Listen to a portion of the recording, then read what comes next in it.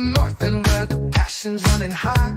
We're here to talk football, Austin FC, all right. ZG and E will take you on this ride, week by week, side by side.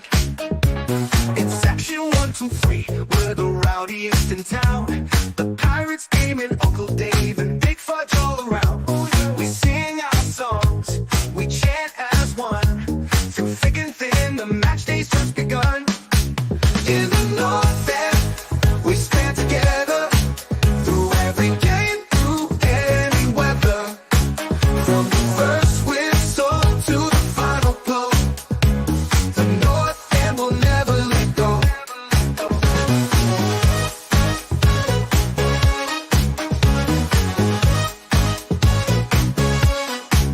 In the lights of Q2, our home, our sacred ground. In green and black, we fight, our voices loud and proud. Trios sees magic, but carry speed, Stuva saving grace. With every goal we score, the lights turn verde, it's our place. So knows the mastermind, building our dream. Dan rules everything around me, as he strengthens our team. Let Rodo cook, he's got the perfect recipe. Austin FC, our heart and soul forever will. In the north end, we stand together. Through every game, through any weather. From the first whistle to the final blow, the north end will never let go.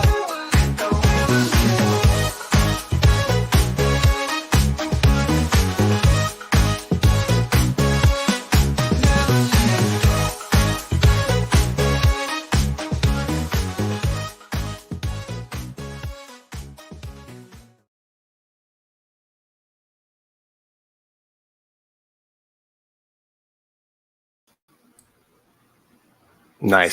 Smooth start there. Welcome in, everybody. Happy Sunday. It has been a scramble of a last hour. If you are here live or catching it on the replay, you know what's going down. Josh Wolff has been fired by Austin FC. I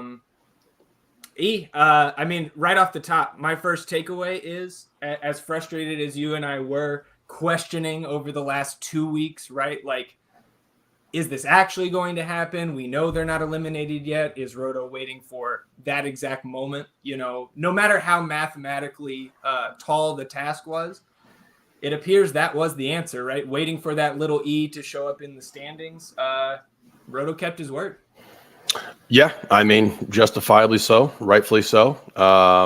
I think that's exactly what I would take away from this, is that he waited until this moment, gave every opportunity, no matter how slim they were, to Josh and his staff to try to find a way, some miracle to get into the playoffs, and the job didn't get done. And when the job doesn't get done, you lose your job and you're looking for a new job. So, you know, it's nice to be able to move on from this.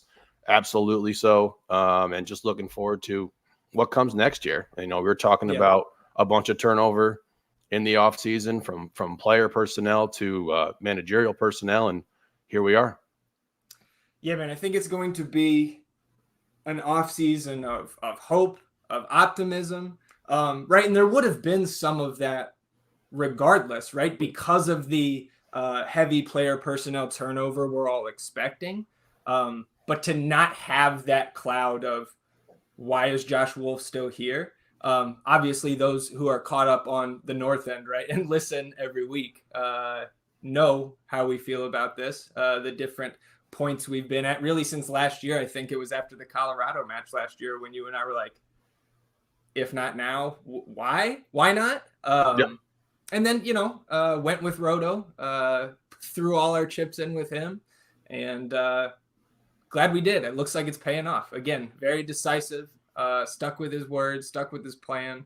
But let's keep this thing moving here, because, again, all kinds of thoughts, all kinds of different directions we could go. Want to check in on the chat here in a little bit, but also the priority right now is not keeping our good buddy waiting in the wings too long, because we're going to have a couple guests pop in here throughout the next hour or so. Again, this is now the most important Austin FC happening of the day, but do not forget, less than 2 hours away from kickoff at the pitch, Austin FC 2 making their final playoff push here on Next Pro Decision Day. So we will have, I believe we'll get a little bit of Hernan from We Are Austin TV at some point. I know they did an emergency Twitter space. They were also about to record their podcast, so I think they're doing that right now. The great Phil West maybe going to be able to find some time to drop in. He's also recording an emergency podcast right now. I think we might get our boy Podcast P on from the Verde Pendant, real fan TM. But right now, to kick off the illustrious list of guests we'll have here today from Moon Tower Soccer, it is Landon Cottom. Landon, I guess the most pressing issue for us here in the North End when you show up, how are you feeling about being back at the top of the table in the best ball league, right? We got to talk about the priorities first. It feels so good, Zach. It feels so good. I felt pretty good about my my mid-season draft changes, and I'm glad to see those are coming through for me. So yeah. Feeling good. Yeah. Ours not so much, but we can leave that nonsense for another time. Obviously, the big news. It's endlessly funny to me, like how good you are and how much you know about fantasy sports that you keep doing so bad in your own league.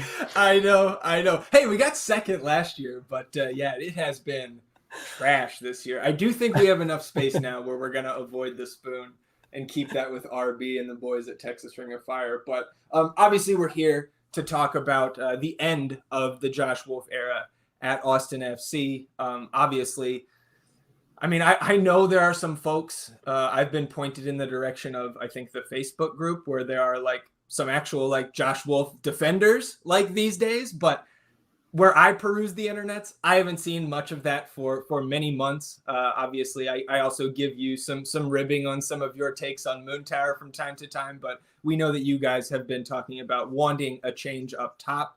And we've been talking about here in the North End that we've expected that because it's been clear for a number of weeks that they won't make the playoffs. So I guess broad question here. What are your thoughts? What were your thoughts when this news came across? And how do you see things playing out going forward? Because I will note, no interim coach named, said that will happen in due course. So I guess pick a spot to start. Talk to me about your thoughts here. Yeah, I think you're right about the anybody wearing, or I guess any Wolf in shirt that exists is filled with straw. And but yeah, I mean, I think it just I heard you talking in the intro there, just like the fresh start. I think that's where my mind is at. I think the Josh Wolff legacy will be a negative one. And I think at least to a degree, somewhat unfairly, a negative one to him. That being said, after a certain point, when results continue to be so bad, it stops. It doesn't matter anymore. Mm-hmm. Like there needs to be a culture of accountability. There needs to be changes made. The coach is a relatively easy change to make it. Replace the players as you can, but yeah, changes have to happen, and in order for this team to move forward. And so I'm glad to see that that's happening. Yeah, I think we're pretty much on the same wavelength here. One thing that I said, I don't remember what episode it was on in the flurry that we've had over the last couple of weeks with this kind of jam-packed September schedule after the last international break, but like kind of the same vein, like I don't think he's a bad coach, but there's been no evidence that he can elevate above average and nowhere really close to it, or elevate this group rather, or last year's. So I do know it's not just one half of the Moon Tower Soccer podcast that is here today. We've got Jeremiah in the house. So Jeremiah, welcome back. Hey, gang. Congrats on taking over the top of the table in best ball. Had to give Landon those props when he came in as well. But your thoughts on this, because I think my interpretation of the two of you on Moon Tower is that you always have not been kind of at the same level of wanting the coach or wanting the team to move on from the coach. I've always interpreted it as JB was kind of a little bit further along down that Wolf out road, so to speak. So what are your thoughts on the news today? I mean, I think that's very fair. I was a little bit further down the road than Landon was, and probably earlier. And I went back last night and found this video from the first game of 2022 that included a clip of me questioning whether Josh Wolff was able to learn as a coach. which then, because you remember that first, like at the start of 2022, there was like 10 goals Yeah. the first 2 games, and it was Josh like saying, everybody's going to have haters and we ignore the noise directly after my voice. So I wasn't that seriously out then, but I mean, it was time, right? I mean, any neutral observer can see that it was time, and the energy definitely seems to have changed over the last few weeks. And we talked about, a week or two ago, when you have like the hundreds of people from the largest supporters group, like talking about, voting 80% or whatever, 90% of people voting in favor of making a statement. Like, yeah, the time had definitely come and gone. And I guess, congratulations to some early adopters in that, but I think it's the best thing for everybody. And I think the energy does change. And I think it'll be a very different environment on the 19th for the folks that are there. Although still think there's a pretty good chance there's going to be a lot of people not there, given everything else that's going on in Austin that day, and Austin FC being eliminated. It does make our interview with Adrian Healy that we recorded on Friday, it's going to need a little bit of a caveat, because we were not expecting this news. The curse lives. The curse lives. They release news on a Sunday, and somehow it still fucks us a little bit. Oh man, yeah, I remember exactly what you're talking about with that little audio clip. Back in the day when the media team was putting the fan media into the hype videos, right? We were just discussing, I think in the midweek episode, because of the Leo Väisänen quote that Wolff gave on Tuesday's availability, where it was like, Leo has made the decision to shut it down. Ian was referencing our first trip or our first audio clip getting put onto one of those videos was Leo's arrival. So we were hoping that our excitement for Sva Talk doesn't get, go down a similar path there.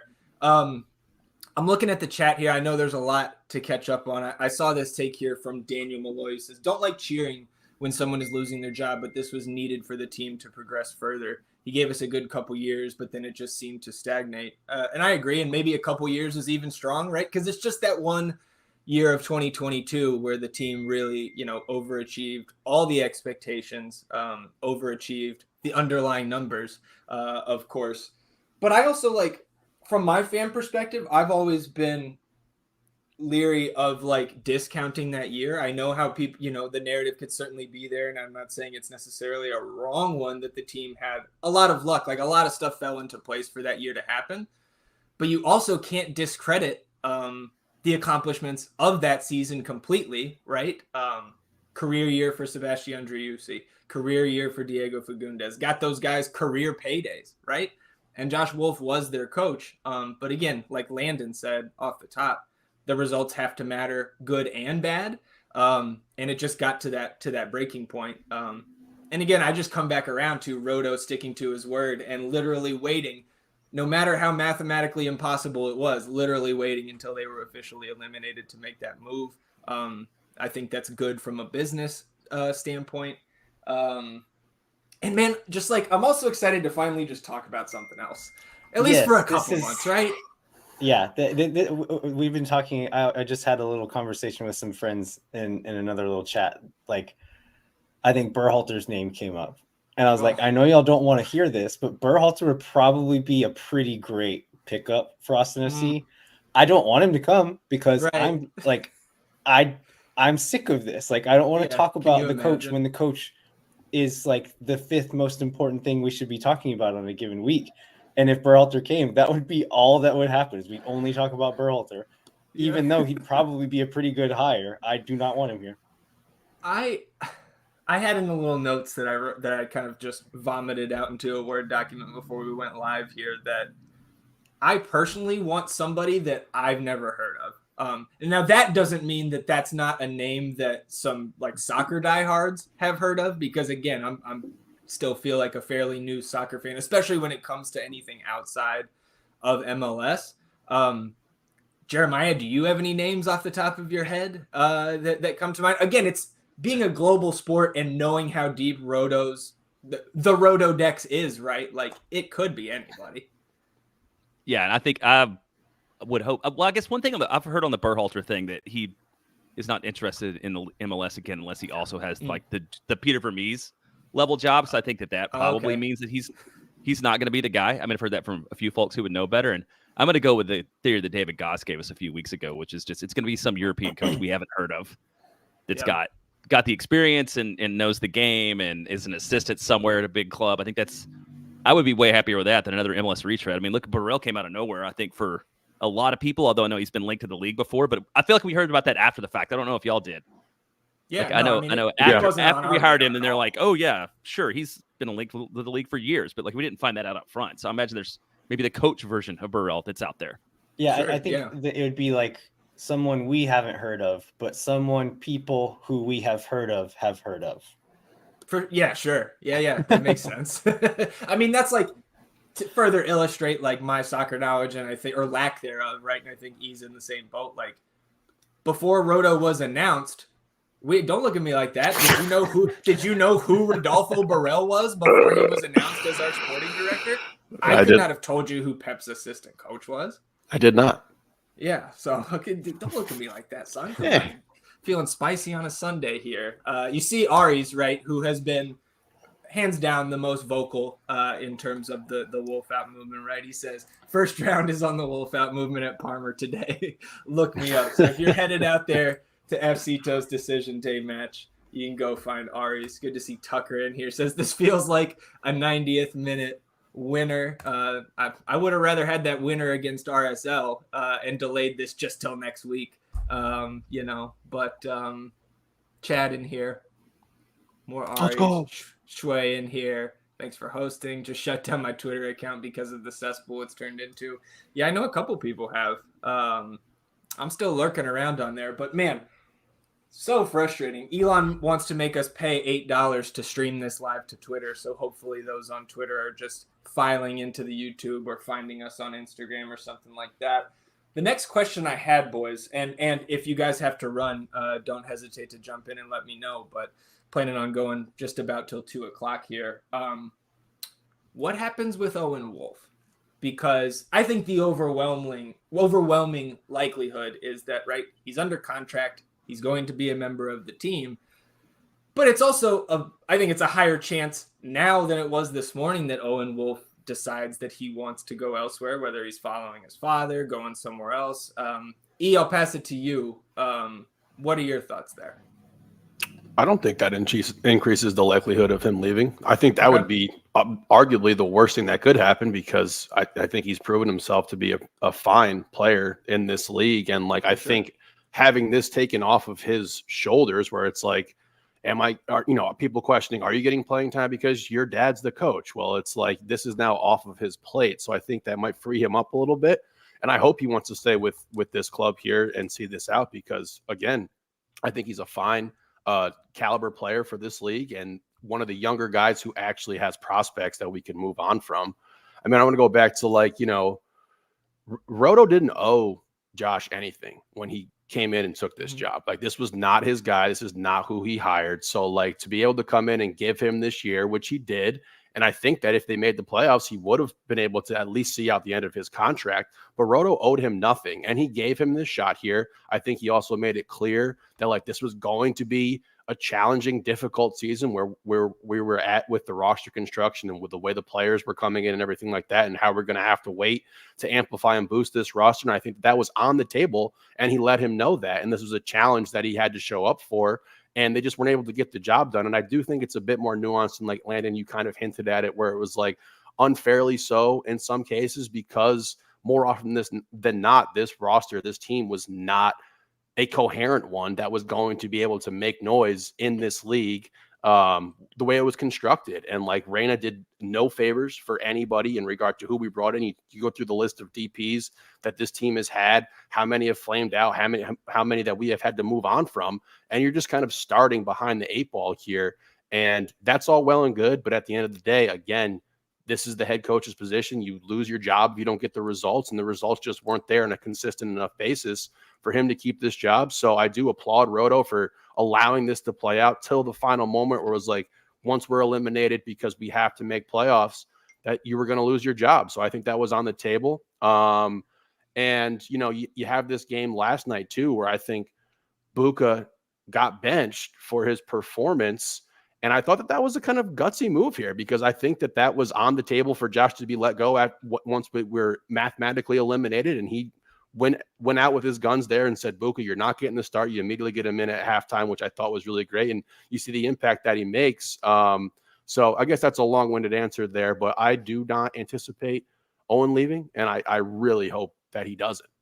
Yeah. And maybe I'm saying that I feel like it's a higher likelihood just because that's how he got here, right? But he was what, 15, 16 when that happened? Yeah, he was a child and moved here because his parents did. Right. Well, and so, but there's also another Wolf in that mix right now, right? It's like, do we lose Gavin because Josh Lee, and maybe Josh doesn't. That's the bigger question. That's the bigger question. What do you think about the younger Wolves here, Landon, and the trajectory going forward? Because like both of them are pretty high quality prospects from what I gather in terms of the national landscape. Yeah, I'm not worried about Owen at all. I mean, okay.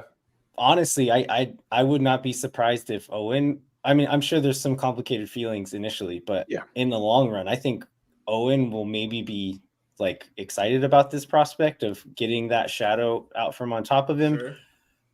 Getting to kind of like what he said, just like showing like I'm here because I'm good, not because of who my dad is. And I think he's done a lot of that this year anyway. But on the other hand, like regardless of who his dad is, regardless of what he wants to do, he's Austin FC's top prospect right now. As far as sale value goes, Owen is number one. Mm-hmm. And maybe Danny's kind of close to him, but I don't think I think Owen surpasses him pretty substantially. And so regardless of what Owen wants, like if he's asking for a trade, it's like, okay, tell your agent to find someone willing to give us many $1 million for it. Right. And we'll let you go. Otherwise, you're with us. Well, but he and Danny are Gavin's a big question though, the younger one. Mm-hmm. A lot of 15. I think so, yeah. Gotten a few minutes with Efecito this year, but they weren't great either, I don't think. Yeah, I mean, you don't expect a 15-year-old to do well in that setting, especially at center back. And I think at RSL in that one, in his lone start, I think so, at elevation as well, right? Yeah, but played in the MLS Next All-Star game this year by. Like I haven't seen as much of the academy this year, but David Goss and other folks who do pay attention to youth soccer in the States have said this is the best Wolf. Like this is the one coming through. I think he's the top prospect of the whole family. And so he is at an age where if Josh does get a job quickly and they move and go somewhere else, like that could be a big loss for Austin FC. Yeah. Hoping he takes that Tom Thibodeau gap year, stays around Austin, right? We keep both kids here in the system. The Claudio Reyna gap 2 years. Yeah.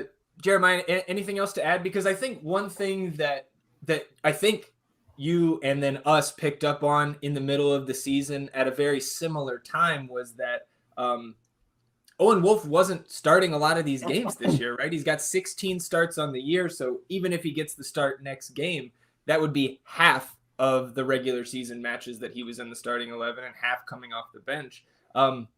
Anything else to add on Owen, Gavin, those prospects that we have in our system right now?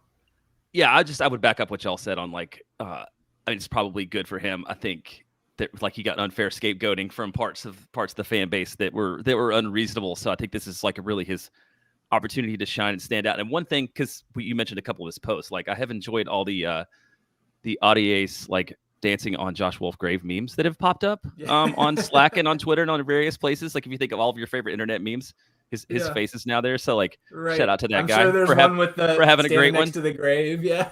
yeah. That I just saw that one while Landon was answering a question. Yeah. And one with the I think it's finished with Frodo's face, like when he throws the ring in the fire, it was Audiace's face. So but yeah, I mean Joe Arena's still around too, right? So yeah, because Claudio didn't get another job and they didn't move anywhere. Sure. But if Josh gets a job like in the next few weeks or next couple of months, like Gavin's still young enough that Austin wouldn't have the ability to say, no, you can't leave.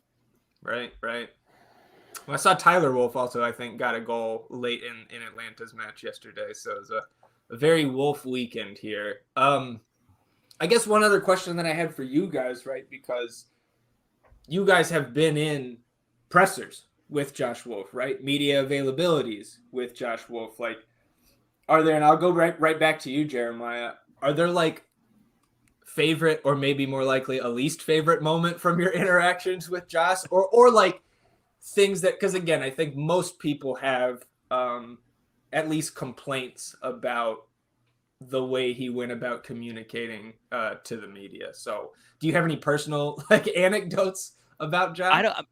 I mean, I don't think I have any. I'm mostly just an observer in those. I haven't asked him a ton of questions. I remember back to like the first challenging question he ever got, I think, was from Eric Goodman, which Josh called a bullshit question, and I feel like that was a real indicator of kind of how he was gonna deal, with those kinds of things. And yes, you could be a jerk if you win. It makes it really, really hard to build a lot of goodwill when you're both, a jerk to broadcasters or who are in the pressers and and fans. But that's not that different from the behavior.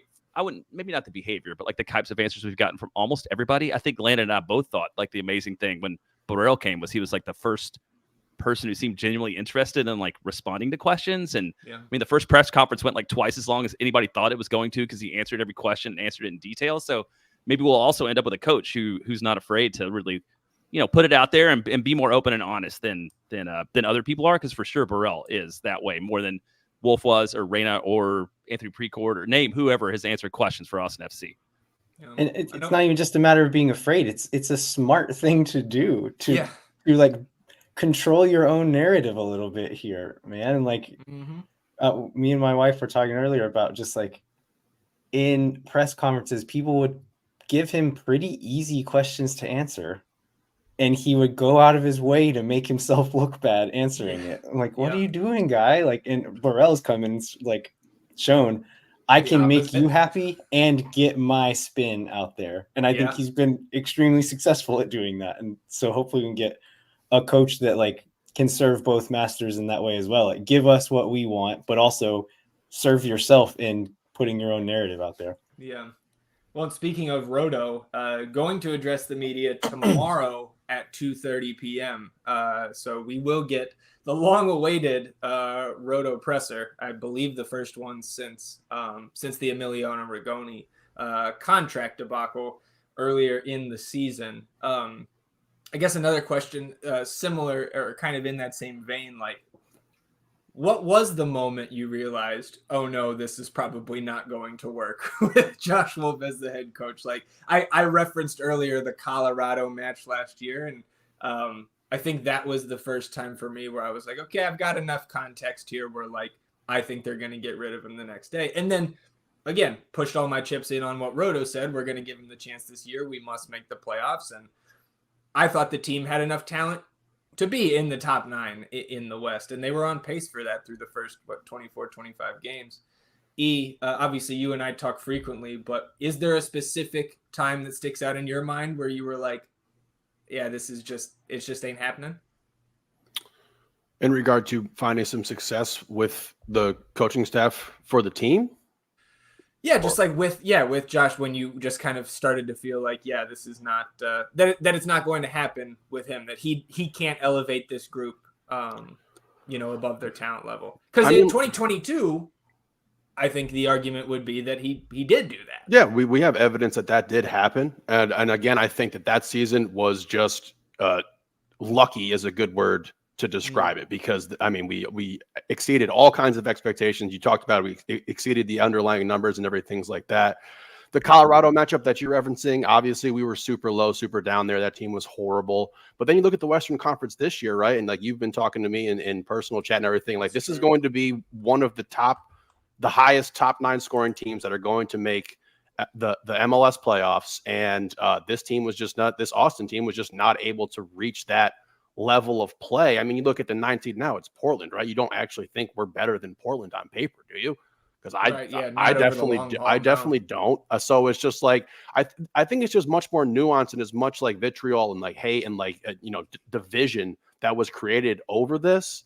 It had to be the time. Like I don't know if there's one point where I'm like, this is where I was like, okay, absolutely. When you don't get the job done and your boss says we have to make the playoffs and you don't make the playoffs, you lose your job. It's pretty cut and dry. Like for me, like I didn't have this like come to God moment where it's just like, okay, we got to get him out of here right now. I just knew that this team was limited in who we had. We were not exceeding the talent level we had due to the coaches not elevating players and having guys in situations that they just weren't ready to handle. So I don't have a moment like that, but I just think that it was eventually time. And I got to that point, I believe, probably after the Houston loss this year. I mean, then you couple that with like the performance against Vancouver. And I think over the entire course of this season, this Austin club has shown up and shown out to the level that you could have expected them to. But then when you have stinker games like this, like the Vancouver matchup, stinker months, and like and September has just been awful, including 2020. Correct. Closing out the season, when you're bad at this point in the season, like that is a huge red flag for a coaching staff, because you should be hitting your stride at this point in time. We should have the formations, the strategies, how we want to play locked down. And like for us to be shifting formations all the time now, trying to get creative with different stuff, even though we have gotten more talented players in, it was definitely concerning. So like it was probably the Houston matchup for me, because that was when we were technically eliminated for all intents and purposes. And like, that was the mission that Roto set out here. And again, I just want to reiterate that Roto did not owe him anything. This was not his guy, and you got your chance and you didn't get the job done. And that it is what it is. Yeah. Well, and going back to what you mentioned about the 8 seed, what we were talking about, I went back through every year in league history, and Portland obviously was on 45 points prior to our match with them on Wednesday. 45 points is the high watermark for the 9 seed all time in the Western Conference, and 47 once in the East. So if Portland wins this afternoon, 48 points will set a new 9 seed record for MLS. But that also obviously would bump Vancouver down to 47. But again, we are in kind of uncharted territory where that line is in the West. So that was another hurdle, I think, for Austin as well. I mean, it's all about moving forward for me. Like this is the point in time where like we are moving forward now. Like again, we don't have to have this looming question hanging over the fans, the supporters group, the players. I want to hear something from the players, honestly. Like I want to do I need to hear like if they felt like he lost that locker room, because that's more indicative to me than anything else. If you lose the players, you lose the locker room, then those guys aren't going to battle for you. But I think you saw this team show up and go to battle for this guy. But like I said, I'm looking forward to the future. We have this like break now, so I do think we'll get some sort of interim guy in here that, we'll see what happens with that. But I don't anticipate that guy to be getting the job. And then we'll see what it looks like in 2025. Yeah, and I to me, it feels like we're about to get into what will be known as Austin FC 2.0. Like it feels like we are just moving into a completely new era, because this upcoming window is the last one in the 2 to 3 window time frame that Roto gave. I still am buying into. I think that the roster should be ready in February to compete for a top 4 or 5 spot in the West. So Landon, I guess passing it back to you guys on the Moon Tower side of things, like, I guess, was there a moment this season where it flipped for you where like, oh no, this isn't going to work? And then if there wasn't, you want to look forward, like E's saying, how do you feel about that Austin FC 2.0, right? There's a lot, like the player personnel side, we got 3 of our 6, like quote unquote special roster spots open for the winter. Like that's pretty exciting. Yeah. I don't think there was ever like a moment for me. I think y'all know this about me, that I'm a man who very much lives in the gray. Yeah. Mr. Proudly. That's right. So I think it's been like a slow progression over time of like going back to 2022. Like I didn't look at that as like Josh Wolff is capable of elevating a team. I frame it more as Josh Wolff is not going to weigh down a good team. And so my thoughts had always been like, could we get a better coach? Maybe. If they can, go for it. But if they can't, I think the margins are fine enough. And like, this is a kind of a realization I had recently as well. Is like in like the Premier League, at the top of the Premier League, the margins are very fine. And I think coaching can make a difference in those margins, because the margins are from 98% to 100%. In MLS, the margins are fine as well, but it's the margin from 65% to 68%. And so if you can do it with a coach, great. But if you can do it with Cucho Hernandez, like, great too. Like, I think you can, what I'm saying is I think you can overcome those margins in a few different ways in this league. And that's why I was never fully on we got to get this coach out. He's the only problem, because I thought like if we make 2 or 3 good signings, that's all that matters anyway. But I still like over time came to believe that, okay, even if we do make those signings, and I was curious to see how you're going to end a sentence a bit ago, Zach. You said with this window, we should be good enough to compete for a top 4 or 5 spot. That's where I'm at. Is this next window, if we can do even close to what we did this summer, totally agree.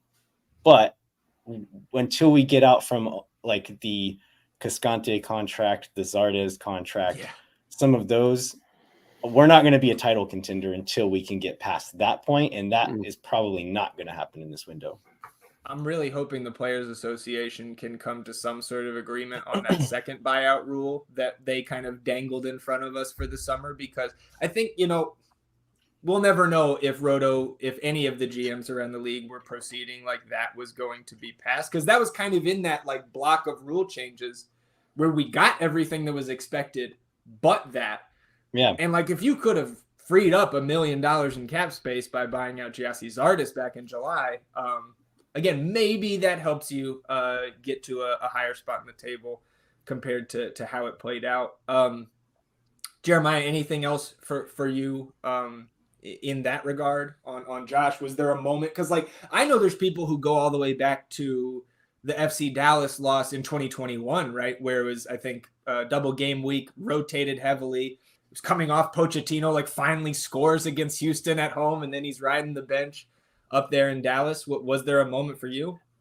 That was very annoying. That was not it. No, I actually do. I have a series of 3 games where I went from a Wolff doubter to a full Wolff out, and that was last year when Austin drew Mazatlan and Juarez in the Leagues Cup, which we thought was going to be like another gimme tournament, right? Because these are teams near the bottom of the table. So Austin goes out, loses both of those. Then we're like, oh well, now we've got a month off and people get healthy and integrate the team. And then Austin just lays an absolute stinker and loses to St. Louis 6-3. The first match coming out of there, which led to the 2023 end of season slide. That's when I became a full convert to like this. We need to change, and we need to change now. And became which I guess this is going to be what we'll see, the Davey in for an interim. Last year with several games to go, and I'd expect that's what we're going to get, unless I don't know, maybe Efcito gets knocked out and Brett Utley becomes the coach for one game, but it doesn't really matter, Yeah. What I do. I was thinking I do appreciate Rodo being a man of his word. Last year I feel like there was that concern, and then he called that press conference like the day after the season ended and made it very clear all the scouts were gone, but like Wolff was in, and so I think like it's just good to see him be decisive. Like last year and saying that he was going to stick around, and in this year and saying that it was time to make a change. Like really gives me hope for the future, which touches back on E's point about like I'm getting ready to turn the page and be excited about 2025. Yeah, absolutely. I thought go ahead, E. It's like a stagnant relationship. Like we got to the point where like things weren't moving, and still there was like you could make arguments on one side of it and make arguments on the other side of it. Like the roster wasn't good enough, the coaches and but it was just stagnant. So like being able to move on from this, I think is probably a relief for a lot of players. I know it's a huge relief for a lot of fans, and like now we can kind of come together and get ready for this 2025 window. And I'm super excited about that. Landon's super excited about it. Jeremiah also super excited about it. And I imagine most of the fan base is at this point in time. It just got to a point where it was like, how does this get reconciled outside of we have to win in the fucking playoffs versus, okay, we have to get rid of the coach. So like there was no middle ground, to be found here. Like the middle ground had been expired. You got this middle ground with this year from Roto, which I felt like was a gift because you absolutely were justified in firing him at the end of the 2023 campaign. So like he had his chance here. It didn't work out. We're on to bigger and better things.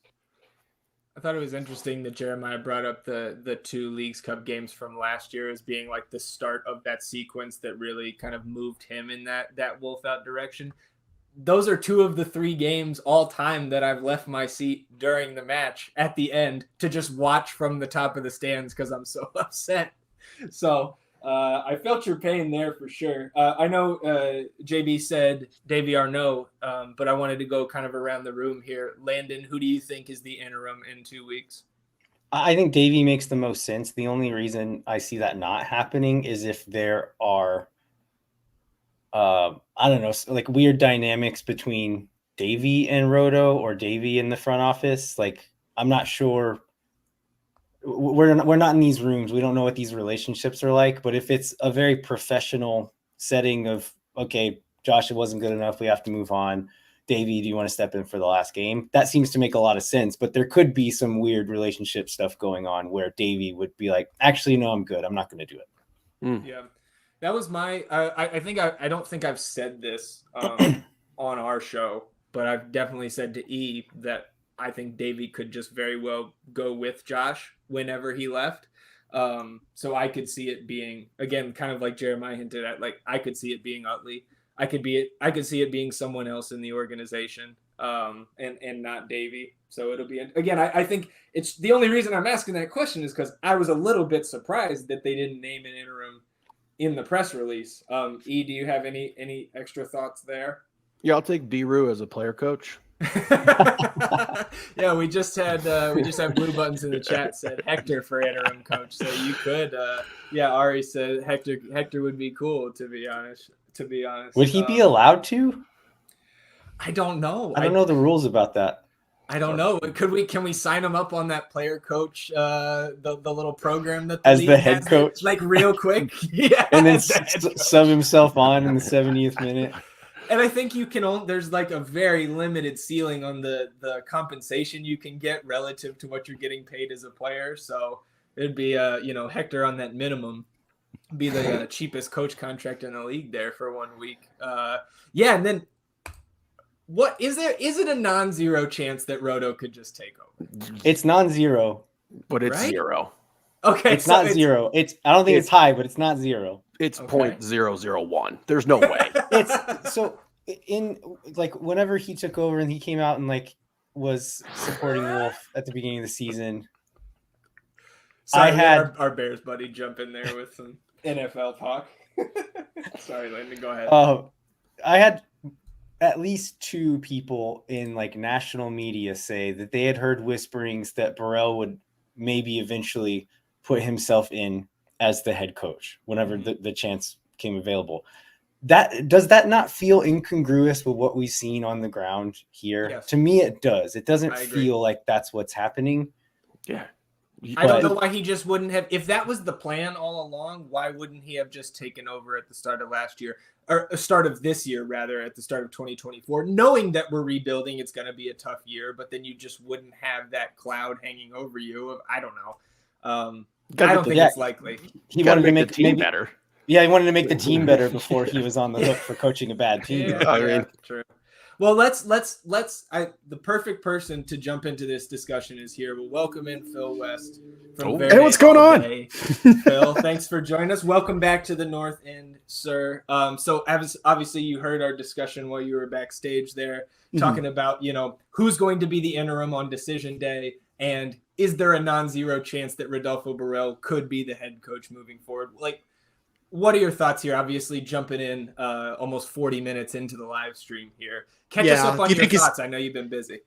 Yeah, I've been actually recording the actual emergency podcast. So that's going to get edited briefly. I'm going to Verdos today, so I'm pretty excited about that.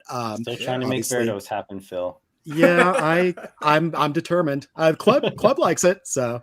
But yeah, so I mean, even though kind of the Popovich kind of move would be kind of tempting, kind of interesting. I mean, I think it's going to be Davey Arnaud. He's done that before. He served as an interim, and I kind of suspect that Rodo's got somebody in mind that he's going to pull in as a coach. I don't know that they're going to necessarily do a coaching search where you look for, kind of MLS coaches that have been present over the last few years. I do think that he's kind of leaning towards Europe. He's got a huge network.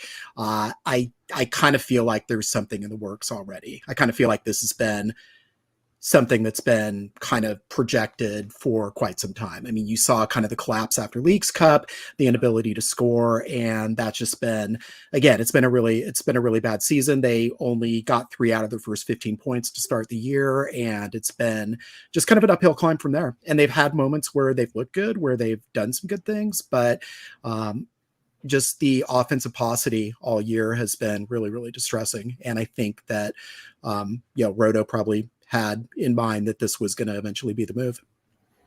Yeah. So I don't disagree with you. I would not be surprised if he's got somebody already in mind as well. Go ahead, E. Do we think it's going to be like super quick that he's going to or are we anticipating like we're going to have a bit of a lull here in this offseason where we're looking for somebody? Right. Well, I think it depends on who's available and when that person's available to go. Yeah. Okay. Like with Eric Ramsey, for example, he came over to Minnesota United and they had I think they had 2 interims during the offseason before he could get here. So it could be something strange like that. I don't think it's going to be all the way to summer. I know people have projected that. I can't see having an interim for 2/3 of the year. I mean, could happen, but I kind of feel like it's got to be somebody who's ready to come in before the start of the 25 regular season. Yeah, I wouldn't be shocked if it was similar to Minnesota, like you brought up, Phil, right? It was when they came to us on opening day, it was Cameron Knowles, right, was their interim. Ramsey, I think, had just touched down that week and wasn't on the sidelines yet. Checking in on some of the chat here, we've got our buddy Logan says, I'm not even going to try to pronounce that. I've seen that name before. You soccer guys can do that. Ruud Gullit. There you go. Ruud Gullit, says Logan.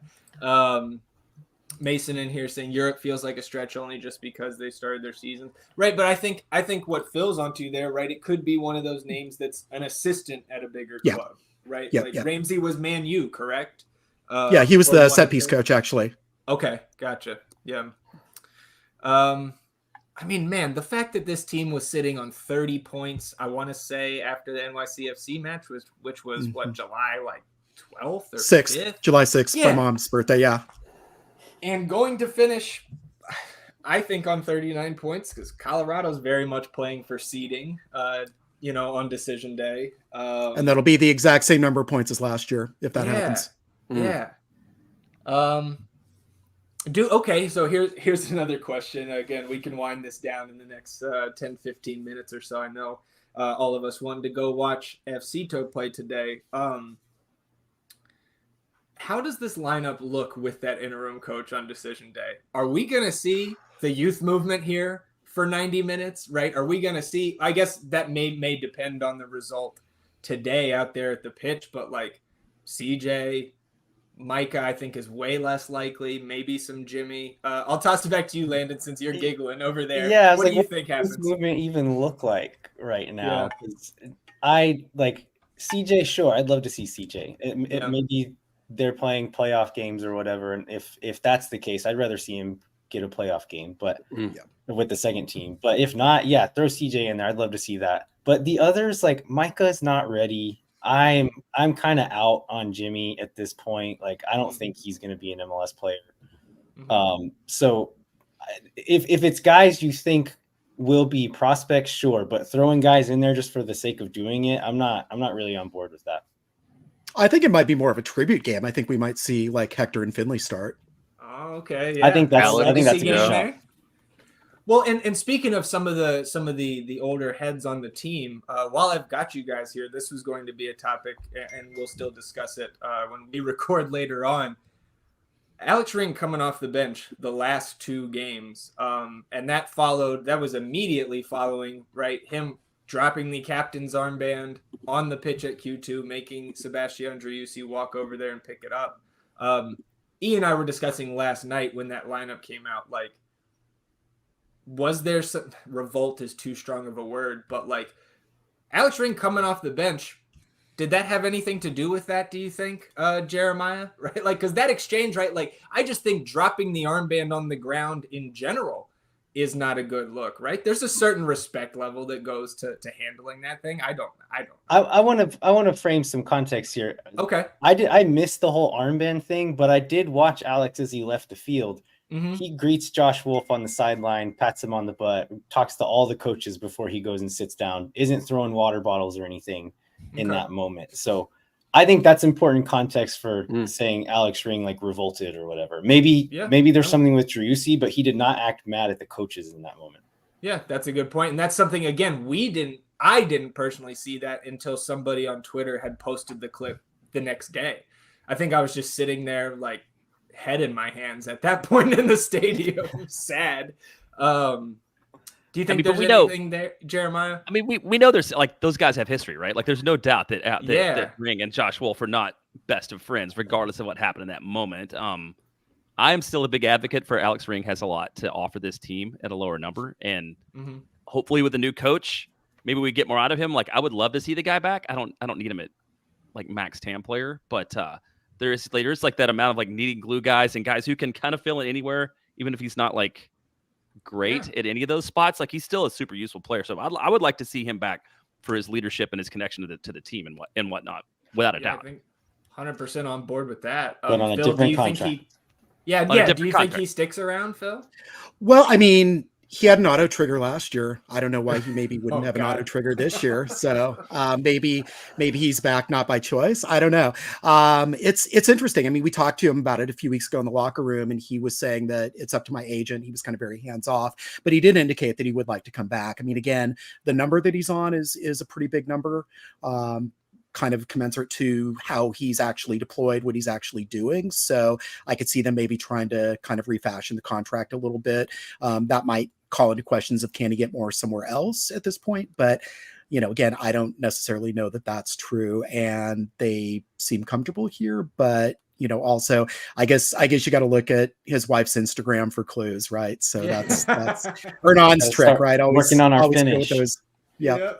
If there's a pool table for sale, then you know that something's up. Yeah.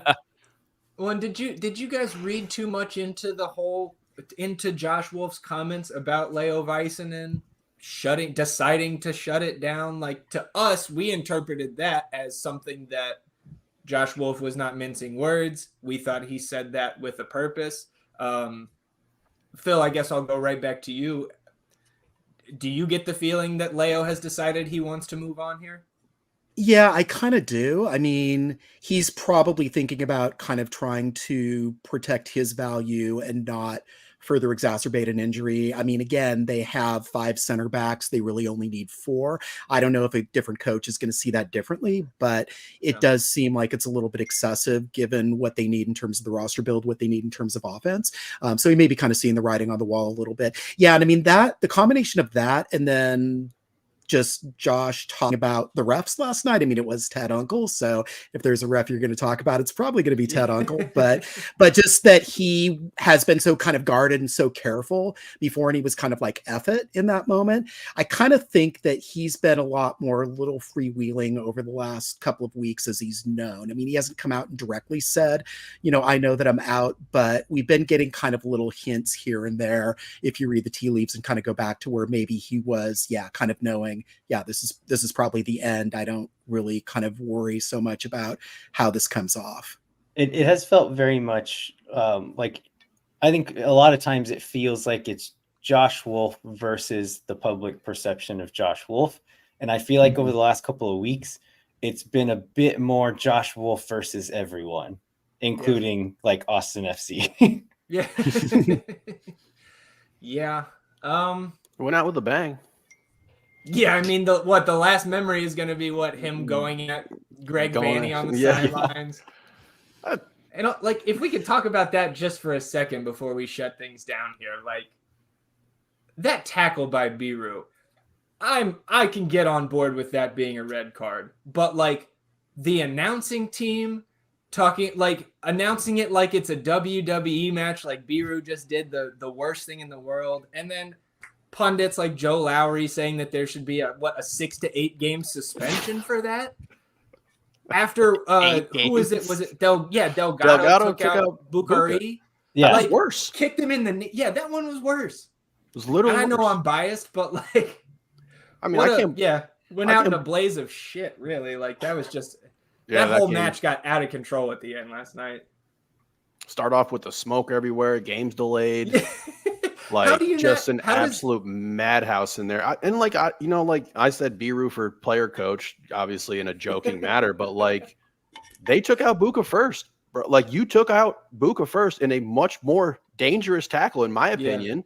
And like for Vanny to be upset, I get that. That's your boy. Also, I hate that dude.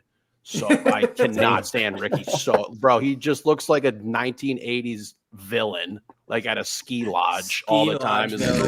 Shirts tucked in, bro, terrible hair, like God. So like I support Biru for like him going and like being like, we're gonna defend our guys too. And Ricky talks all kinds of shit and everything like that. But like, yeah, it was quite an MLS way to go out, I suppose, because I also don't understand how can a player who's not in the game come on the field, push another player, and not get tossed. Yeah, I don't know, man. In my experience, that's an ejection in any team sport. I mean, there's the rule for like inciting a riot, and we saw like like there's mass confrontation policy, right? Isn't that what it's called? Yeah, there's a dude coming off the bench Game was nuts. Let's take it to the Supreme Court, E. Oh man. I don't know if it'll go well. Yeah. All right. Well, Phil, we'll get you out of here first, man. Appreciate you joining here today. Yeah, of course.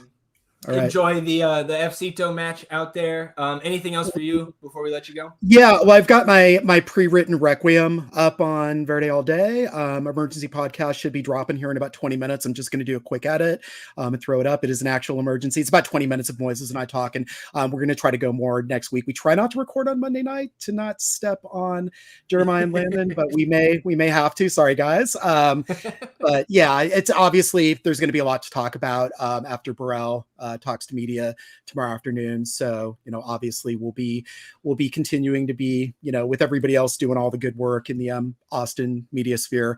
We will be talking about it. There's lots to talk about now. Yeah, we love it. Well, thanks again, Phil. All right, take care, y'all. We'll see you Appreciate soon, buddy. All right, and then there was just Moon Tower. Jeremiah, anything else you want to add before we let you guys out of here? I know, obviously, much more to come on Monday night's edition of Moon Tower Soccer.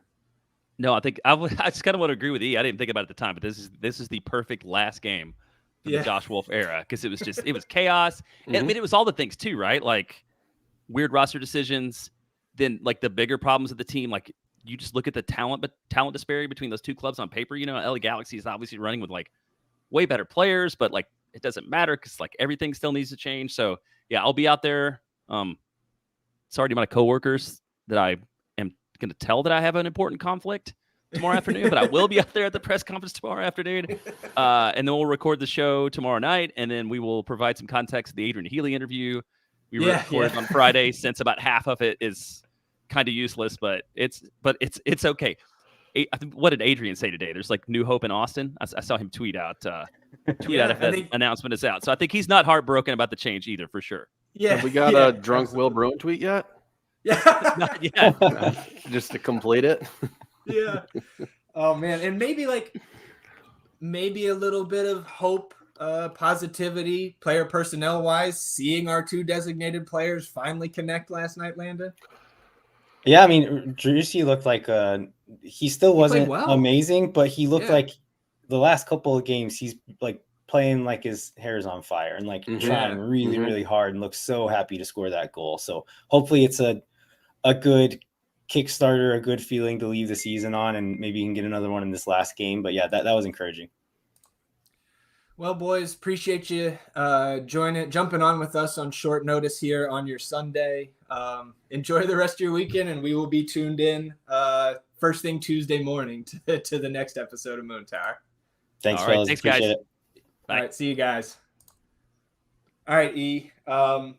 Obviously, we have our own episode of the North End recapping the Galaxy match. We're going to recap today's FCito match, so we're going to record that right after that match finishes up later on this evening. And then, oh boy, me and Marcos versus the world, Steelers Cowboys tonight. E. Anything else for you before we shut it down here on the live stream? Free B-Roo, man.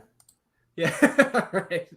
And that'll do it. Appreciate everybody who tuned in, catching this live, or if you're catching it on the replay or tacked on to the end of our podcast today. We always appreciate you listening, tuning in. If you're tuned in on the YouTube, subscribe to the channel, hit the like button on this live stream. And of course, go wherever you get your podcast. The best way to support the show is by downloading the audio version of all of our episodes. So toggle on those auto downloads. You can support us if you so choose. Going forward, toggle on those auto downloads. You don't have to worry about it further. We'll see you guys later this evening, recapping yesterday's match, recapping today's match, and I'm sure we'll have a little extra sprinkle of more Josh Wolff content on top of that. Until then, easy. I'm Zach. Vamos Austin FC, everybody. Goodbye.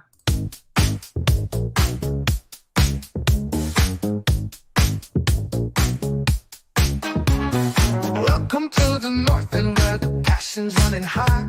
We're here to talk football, Austin FC, all right.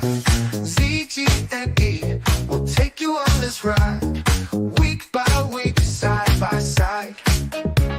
It's section 1, 2, 3, we're the rowdiest in town. The Pirates game and Uncle Dave and Big Fudge all around. We sing our songs, we chant as one.